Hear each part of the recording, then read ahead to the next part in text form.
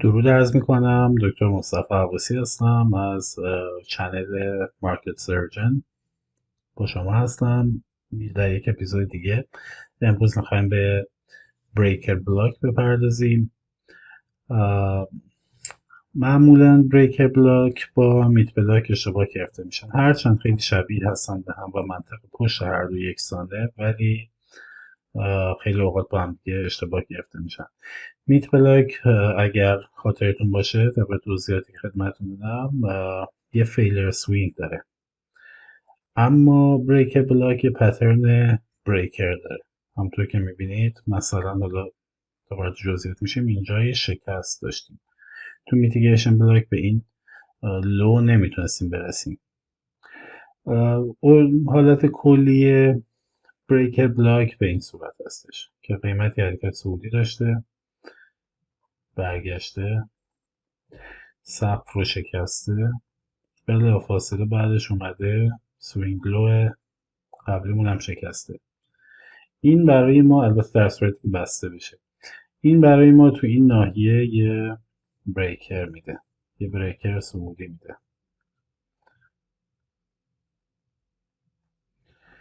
و بلاک بریکر بلاک ما در واقع این کندلایی هستن که این کندلای پشت سر هم نزولی هستن که این لگ رو برای ما تشکیل دادن و این ناحیه برای ما ناحیه بریکر بلاک ما هست. همونطوری که مشاهده میکنید خیلی ها اینجا خرید انجام دادن، خارج نشدن، برگشتن توی درادان رفتن، تو اولین فرصت ممکن سعی میکنن از پوزیشن خارج بشن. همین خروج از پوزیشن فشار فروش ایجاد میکنه. قیمت بعد از شکست دوباره وارد الگومون میشه، ممکنه به هر نقطه ازش واکنش نشون بده. همونطوری که تو اپیزود اول تکنیکال خدمتتون گفتم، انتظارمون این است، مثلا اگه بدنه ها رو اینجوری در نظر بگیریم، انتظارمون این هست که قیمت بالاتر از مین ترشولد بسته نشه، یا اگر بسته میشه خیلی جزئی بسته بشه. این اگر خیلی دیپ بشه داخلش، مثلا اینجا بسته بشه، خب قطعا از اعتبار بریک بلاکمون کم میکنه. خب توی حالت صعودی هم، توی حالت بریکر صعودی هم دقیقا برعکس این حالت رو داریم. قیمت میاد یک کف میده، برمیگرده، از اینجا حرکت میکنه، میشکنه کف قبلی رو و حرکت میکنه، سوینگ هایمون هم میشکنه و بسته میشه بالاتر ازش به صورت بازه.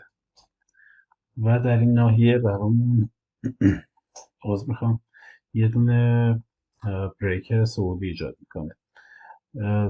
بلاک بریکر صعودی مونم این ناحیه است، یعنی این لگ صعودی قبل از نشست که انتظار داریم قیمت از مین ترشولد پایین تر نیاد. اگه مثلا بر اساس کلوز مین ترشولدمون اینجوری باشه، انتظار داریم دیگه در بدترین حالت قیمت یه شادو بزنه داخل مین ترشولد و از اونجا حرکتش رو آغاز کنه. در غیر این صورت اگر خیلی دیپ بشه و بسته بشه، خب اعتبارش رو کم میکنه.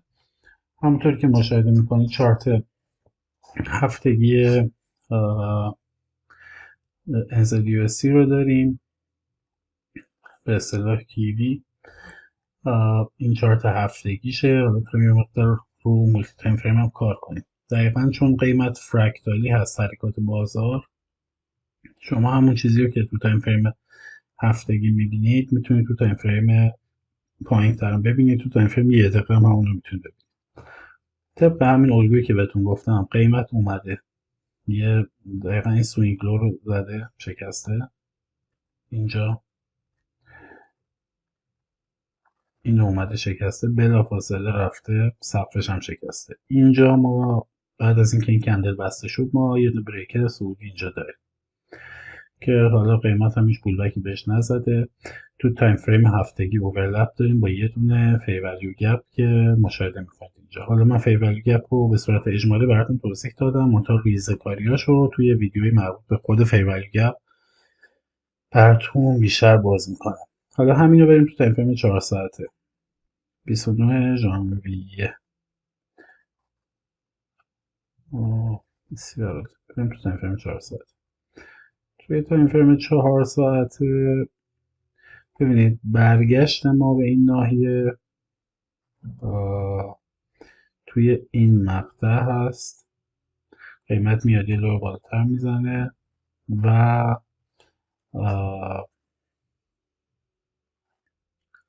دقیقا توی تایم فریم 4 ساعته همینجا این فیر ولیو گپ هفتگیمون بود و میتیگیشن بلاکمون و ببخشید بریک بلاکمون. قیمت اومده اینجا سعی کرده یه لو جدیدتر زده، عبور کرده از این سوینگ، برگشته بالا، سقفش رو تو این مقطع شکسته، یه فیر ولیو گپ هم تو همون نقطه داده. پس ما قرار شد از شادو بگیریم چیزمونو، اوردر بلاکمونو. همونطوری که مشاهده میکنید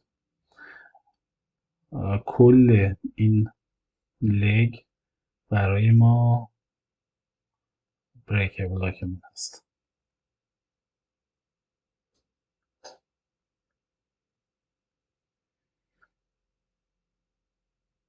ببخشید یه مقدار. خب قیمت برگشته به همون شادویی که داشتیم که اوورلپ داشتش با این فیر ولیو گپ. قیمت داخلش برگشته، بهش واکنش نشون داده و حرکت کرده، رفته به سمت بالا. حالا ببینیم تو تایم فریم پایین‌تر تو این ناحیه ما چی میتونیم پیدا کنیم.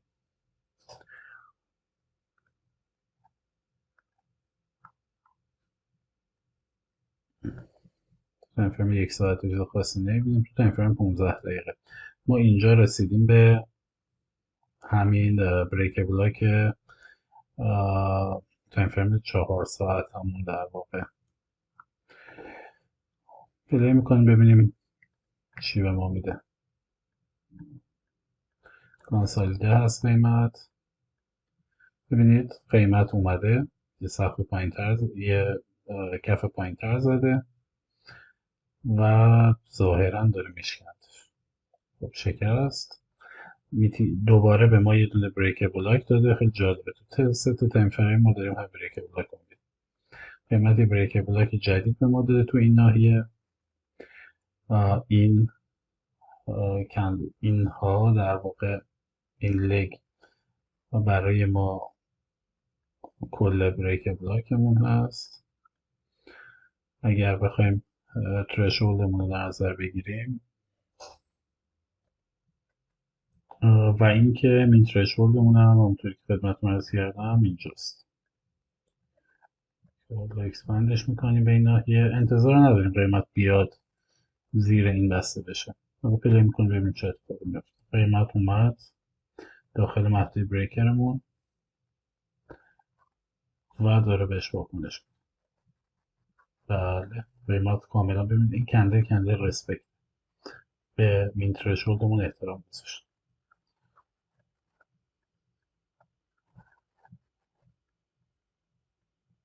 و حرکت کرد. حالا ما تارگتمون میتونه نقدینگی های مخالف باشه توی تایم فریم بالاتر، مثلا تو 4 ساعته خود این فیر ولیو گپ میتونه مقاومت ایجاد کنه. همینطوری که قیمت هضمش کرده. تارگت بعدی میتونه این اوردر بلاک باشه و تارگت بعدی هم میتونه این سقف باشه که ببینیم تو 15 دقیقه به کجا میرسیم. 4 ساعته چی شد؟ هنوز جایی نرسید. فکر میکنم رسیدیم به یک کندل. خب دقیقا رسیدیم به تارگت اول، میبینید به اوردر بلاک. اینجا خب قطعا اگر شما اینجا حرکت رو بگیرید و برید به سمت بالا، اینجا قطعا بیشتر پوزیشن رو بستیم، ولی خب میتونه فراتر هم بره. به این های نرسید و قیمت برگشت باید.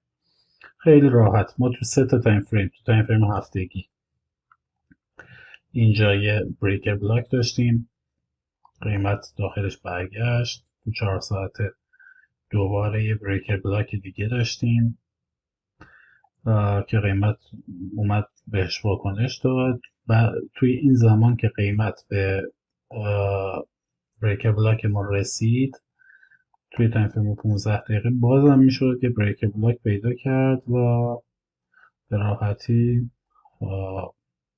توی این مقاطع باهاش همراه شد و این لگ بزرگ رو گرفت. اونطور که می‌بینی حرکت خیلی بزرگ بوده. حالا برای مرور هم چیزی که خدمتتون عرض کنم، همینجا شما یه میتیگیشن بلاک هم میتونید داشته باشین. این یه فیلر سوینگه، این یه فیلر سوینگه. این میتونه چون اوورلپ هم داره میتونه یه میتیگیشن بلاک برای ما باشه از اینجا، ولی خب قیمت بهش بر نگشته. تو تایم فریم های پایین تر وقتی خیلی زمان میگذره دیگه انتظار نداریم قیمت بهش واکنش بده، چون عملا پرایس اکشن اینجا و اینجا خیلی توی تایم فریم 15 دقیقه قیمت اهمیت نمیده و هرچه فاصله اون بیشتر میشه اهمیت تایم فریم های بالا بیشتر میشه. پس اگر همینجا بهش واکنش نداد دیگه رهاش میکنیم. دنبال ترید کردن روی این پرایس اکشن تو این مقطع نیستیم. در واقع تقریبا 4 روز بعد هست، 4 روز پرایس اکشن فاصله است. ما تو وقتی فاصله این قضیه میشه معمولا 4 ساعته رو در نظر میگیریم. توی این مثال همونطوری که دیدید ما از تایم فریم هفتگی اومدیم. بریکر بلاک ها به شدت قوی هستن اگه بایاس شما درست باشه، یعنی اگه حرکات قیمتی در جریان حرکات قیمتی تایم فریم بالاتر باشن. ما انتظار واکنش از بریکر بلاک و فیر ولیو گپ هفتگی رو داشتیم. این به ما یه سوگرایی داده بود که تونستیم به واسطه اون توی تایم فریم 4 ساعته حرکت رو اینجا شناسایی کنیم.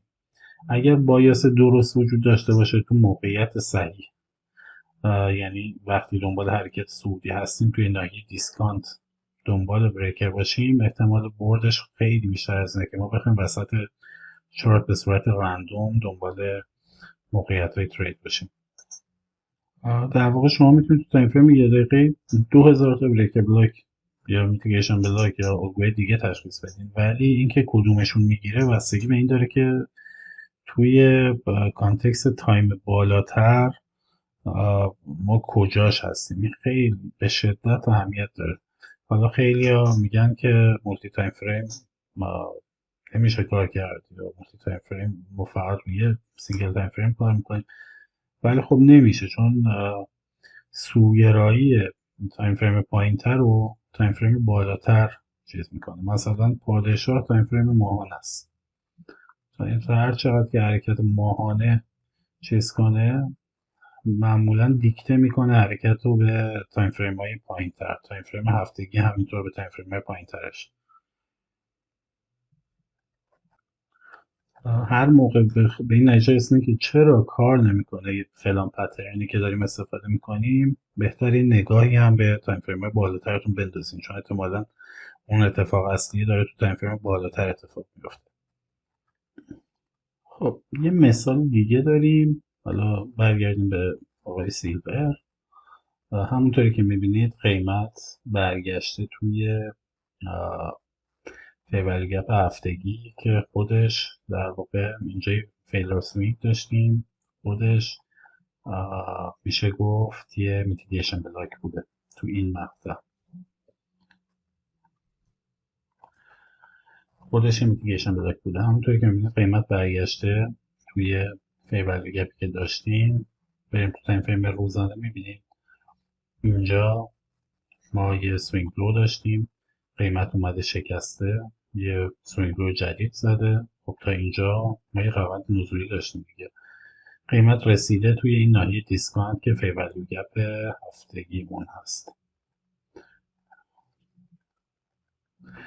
قیمت برگشته توی این ناحیه، این رو رد کرده این صف رو. بعد اینکه رد کرد و بسته شد ما تو این مقطع یه میتیگیشن، یه بریک بلاک برای ما کانفرم شده. اگر بخوایم نشانه گذاری کنیم مین ترشولدمون رو بخوایم جاشو بدونیم، دقیقا ما انتظار نداریم قیمت زیر این بسته بشه و قیمت رو پلی میکنیم ببینیم چه اتفاقی میفته. همونطوری که میبینید قیمت بر نگشت متاسفانه به بریک بلاک ما واکنشی نشون بده. میبینید خیلی مهم هست که شما بدونید تو تایم فریم بالاتر چه خبره و الان رسیدیم به کجا، نواحی مهم کجا انتظار داریم که قیمت به صورت احتمالی برگرده. کلا ما 2 تا الگو داریم برای پیدا کردن نواحی برگشتی قیمت، یا باید بریک بلاک داشته باشیم یا میتیگیشن بلاک. خودتون هم اگر فکر کنید ببینید قیمت توی حرکت صعودیه داره میره بالا، 2 تا حالت که دیگه بیشتر نداره. الان که این های رو این سوینگ های رو زده یا میرسه بهش یا نمیرسه بهش. اگه نرسه بهش که فیلر سوینگه، اینجا برای ما میتیگیشن بلاک رو ایجاد کرده. اگه برسه و برگرده بعدش کنه برای ما یه بریک بلاک ایجاد کرده. همین بیشتر خارج از این 2 حالت نمیشه الگوی برگشتی رو یعنی تنها راهی که شما میتونید تشخیص بدید بازار در حال برگشته این هست. توی همین مثالی هم که گفت عرض کردم خدمتتون، ببینید تو تایم فریم روزانه ما این فیر ولیو گپ رو داشتیم. حالا خیلی اوقات این شکلی نمیشه ترید کرد، ولی این فیر ولیو گپ رو ما اینجا داشتیم. قیمت چون اینتنشن صعودی زیاد بوده، قیمت یه تاچ کرده داخل فیر ولیو گپ رو کنده رفته. خیلی برامون مهمه که همونطوری هم که تو ویدیوی قبلی خدمتتون گفتم، اینجا عنوان رو باید اصلاح کنم. همونطوری که تو ویدیوی قبلی خدمتتون گفتم خیلی برامون مهمه که اوورلپ داشته باشیم با یه پی دی ارای دیگه، یه آرای پی دی دیگه، مثل اینجا که همراه بریک بلاکمون یه دونه فیر ولیو گپ هم داشتیم. به صورت کلی برای اینکه شما سود کنید باید سوگرایی توی بازار داشته باشید. یعنی که اینها هم، این بریکر بلاک، اوردر بلاک، میتیگیشن بلاک، فیر ولیو گپ، اینا همه به شما سوگرایی هم بایاس میده. یعنی نیاز نیست شما خیلی اطلاعات داشته باشین که بتونید از بازار سود کنید. متاسفانه خیلی سیستما شما رو کانفیوز میکنه، شما رو گیج میکنه که چون چارچوب دقیقی ندارن. اتفاقا چیزی هم که اینجا میخواستم بگم این هست که کلا از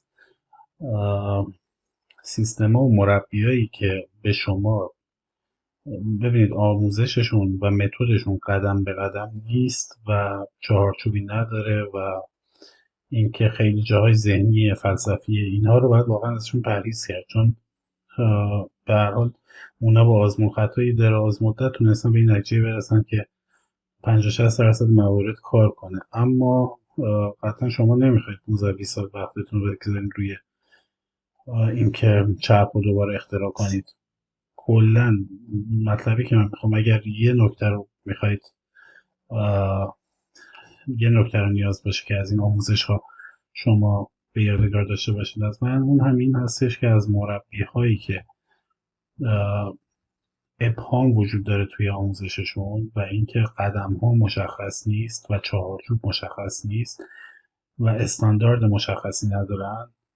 یعنی مثلا میگن قیمت از فلان جا مثلا برمیگرده، قیمت از فلان کف برمیگرده، ولی چارچوبش مشخص نیست، چرا، دلیلش چی هست و اینکه تکرار پذیری نداره. از این مربی‌ها چیز کنید، چون سوای هزینه‌ای که میکنید و خب قطعا مهم هست، زمانتون هدر خواهد رفت. تو این بازارم تا دلتون بخواد میتونید پول و زمانتون هدر بدید و چشم هم بزنید ببینید 7-8 سال توی این مارکت دارین کار میکنید اما نتیجه محسوسی حاصل نشده.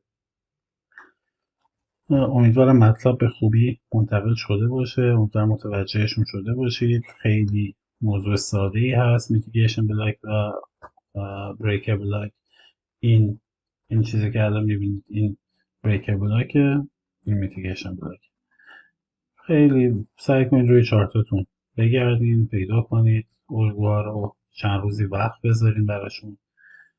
حالا اینو قطعا زیاد شنیدید، خود من هم زیاد شنیدم، راهن عمل نکردم، ولی بهتره که یه آموزشی رو که میبینید چند روزی وقت روش بگذارید که ملکه ذهنتون بشه و سعی نکنید مثلا یک دوره آموزشی که 30 تا اپیزود رو توی یه شب تا صبح ببینید. این کار درستی نیست، معمولا هم به نتیجه منتهی نمیشه، چون مطالب گسترده هست تو انواع استراتژی مختلف